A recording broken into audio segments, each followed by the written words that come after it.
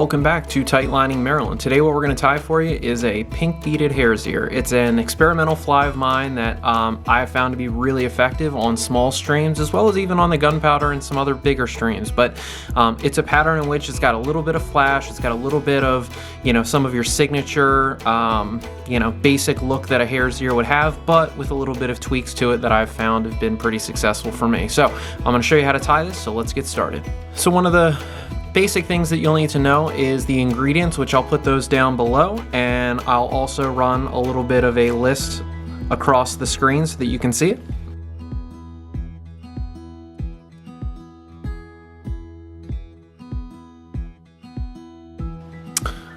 As you may have seen, this is a size 16 hook. It is a jig hook. I tie a lot of flies on jig hooks, so it's got about a 60-degree bend in it. It's got, as a result, a tungsten bead that's slotted, and this is a metallic pink color. That's my preference for the pink beaded hare's ear, and let's get this fly started. All we're going to do is just build a little bit of a base along the shank of the hook, and then put a little bit of a thread dam here to keep the bead from sliding, and then we'll just tie right back down. Don't worry about your taper if it's not perfect, but we're going to tie right back down towards the bend of the hook. And now that we've done that, we can cut off some of this extra thread, get rid of it, and just to perfect it just a little bit, tie over that little bit of fray that started to come out. Now that we've got our thread built in, we're going to take two different materials. The first is we've got some Coke de Leon. I'm going to peel off about 5 fibers of this off of the full cape that I've got here, and then we're going to put in some tinsel as well. So for this fly, I like about 5 to 6 different fibers. Doesn't have to be perfect, but you just need a little bit of, something coming out the back. And I like to do pinch wraps to get mine secured, and I usually do 2. Once I've done my pinch wraps, just to make everything, to make sure everything is secure, I like to wrap it right back down towards the shank of the hook, and then we can cut off our extra fibers of the Coke de Leon. All right, our next step, now that we've got that material in, is going to be to put in our small opal tinsel. Really simple, material, and since we're tying on a size 16, we can keep it pretty thin here. We don't have to go very large. You don't even have to be on a medium, so small is going to be perfectly fine to give you the taper you need. I'm going to cut off about 1.5 inches here. If you were going to tie more than 1 or 2 flies, I would certainly encourage you to cut off some more, but for sake of argument, you really don't need much.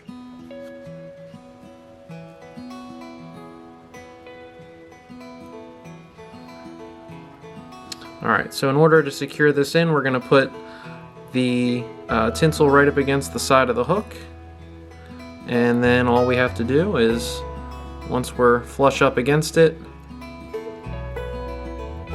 wrap around, and then we're going to take it right back down, tapering to the bend of the hook. Alright, that looks good to me. So now that material is snug in place and we've got our tail, we've got our thorax for the body, now it's time to take some hare's ear material. It's a hare's ear plus dubbing HET1 in case you're curious about the color. It's a nice light to medium blend. I've found that that's my preferred color. The fish seem to like it, I seem to like it, and it just looks pretty buggy. So at this point, the next thing we're going to do is we're going to take some dubbing wax, and for this particular fly, what it does, and like many that I tie, unless you're going to do a dubbing loop, this is going to be a dubbing noodle.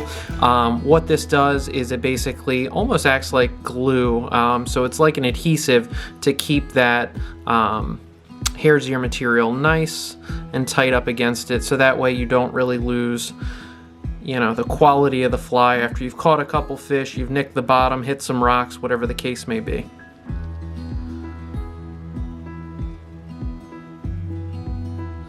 So we're going to keep it thin as we start. We'll make it a little thicker as we get into the abdomen or the middle section of this fly.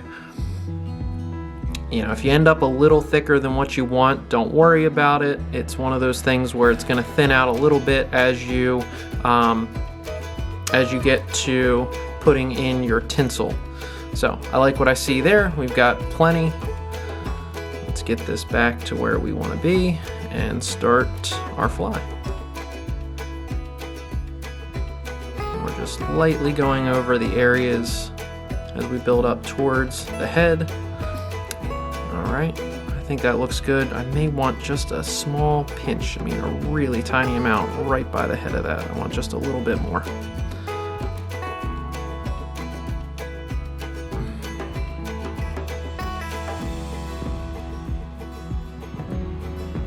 There we go.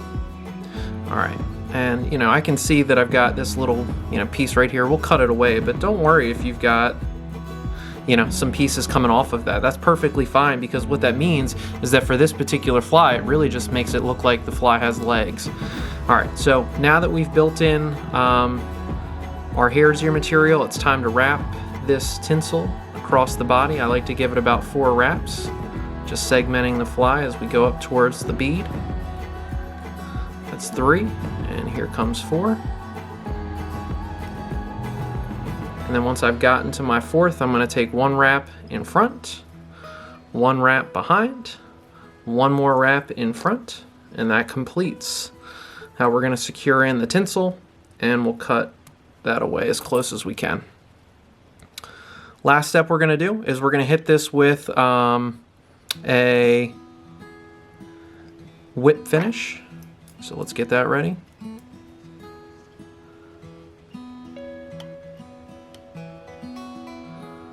And I think a 3 to 4 whip finish is all you need here. You could probably get away with 2 to 3, so we'll go with 3.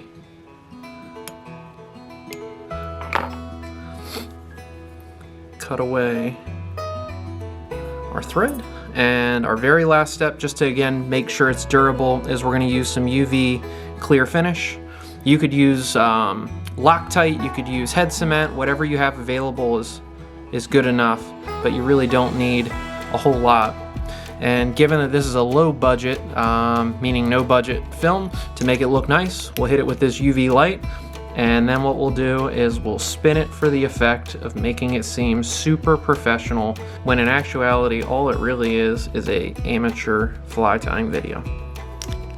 So that's your pink beaded hare's ear. This is a great fly producer for me. I'm gonna make a claim that I don't think it's always the fly, I think it's really the fisherman. So if you can get a good dead drift, if you can get the right depth, and you can get a good presentation, I think the fly is less relevant than what people make it out to be. So hopefully this will be a fly that you can build confidence in as you improve your drifts and your overall skill. Thanks for watching, and tight lines.